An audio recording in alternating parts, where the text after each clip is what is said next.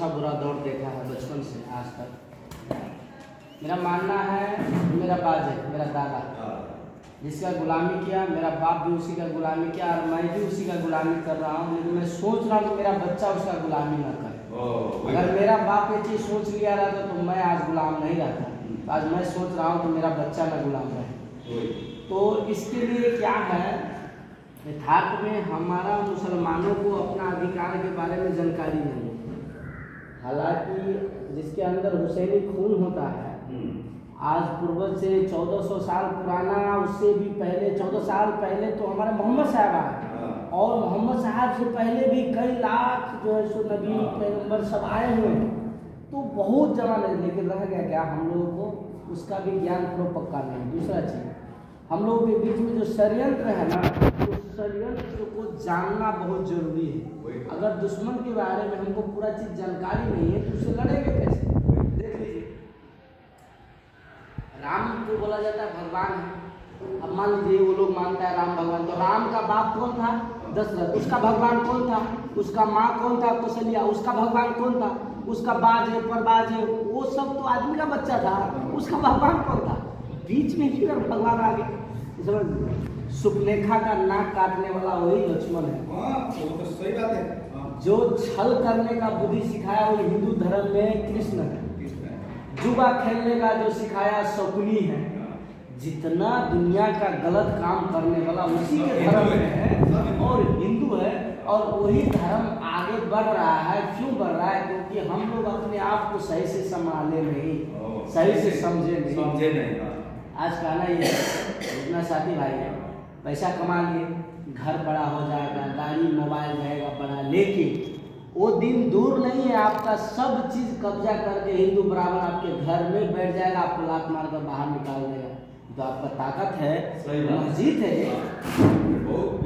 50 आदमी जहाँ से लेकर विदेश तक पैसा मेहनत का जमा करके एक मस्जिद बनाता है जिसमें हम लोग दुआ करते हैं, नमाज पढ़ते हैं, अल्लाह से बात करते हैं, और उसको तोड़ दिया, उसके ऊपर झंडा लगा दिया। तो समझ लीजिए, जब हम 50 आदमी का जिसमें अधिकार है, 500 आदमी का अधिकार है, उसको सारा मुसलमान का अधिकार जिसको तोड़ दिया, तो आपका घर सिर्फ अकेला है। उसको तोड़ने में कई मिनट उसको लगेगा।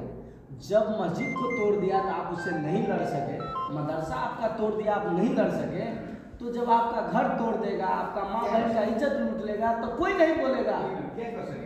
तो इसलिए हमें याद कीजिए कि हम कौन हैं, हमारा अधिकार क्या है।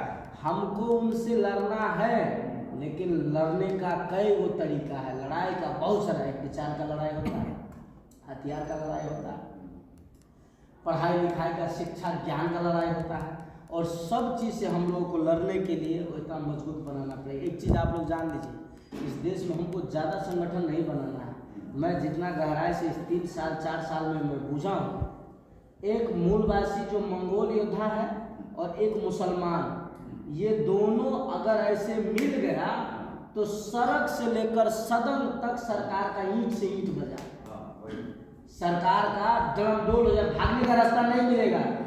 तराई से उधर जाने के लिए इंडिया में तो तराई का बॉर्डर हम लोग घेर देंगे, और उधर चाहेगा चाइना में जाए, सिक्किम में, तो ये लोग घेर देगा, कोई रास्ता नहीं मिलेगा उसका, कहाँ जाए।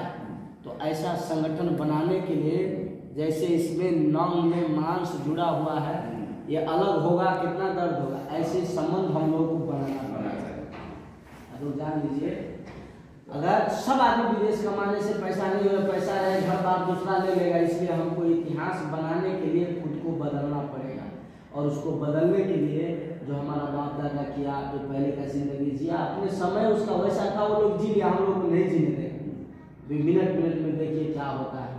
एक तो आप लोग है मूलवासी है कि गर्व से आप लोग गाय खाएं, काटे, दुनिया किए, लेकिन धराम संभव नहीं।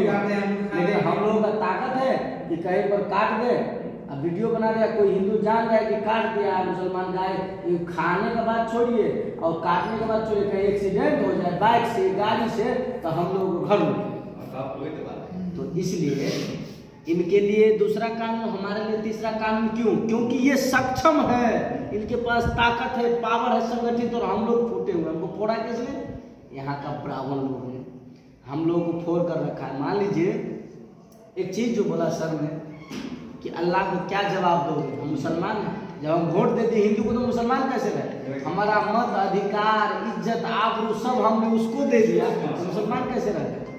तो इसके लिए ईमान बचाना जरूरी है। और जो वोट हम दे रहे हैं ना, अल्लाह का गवाही है, उस दिन में शहादत है, देना पड़ेगा हम किसी मुसलमान को वोट दिए थे या हिंदू को वोट दिए थे। ये तो खैर राजनीतिक बात रह गया, लेकिन देश में दो चीज़ से पीछे है मुसलमान, एक तो राजनीति में पीछे है और दूसरा शिक्षा में पीछे है।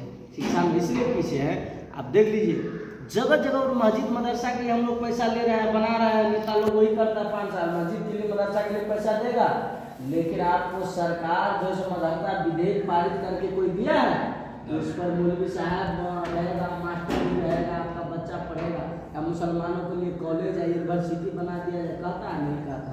और हम लोग भी कितना चालाक है, 12 क्लास पास कर लिए, हेलो कौन सा कंपनी अच्छा है भाई, मैं जा रहा हूँ विदेश, अरे भाई पैसा से कुछ नहीं रहेगा, पैसा तो हम लोग कब्र में जाएंगे, जब मरेंगे कब्र में डाल देता है तो सब चीज़ इधर रह जाता है, उसके पीछे इतना क्या भागना।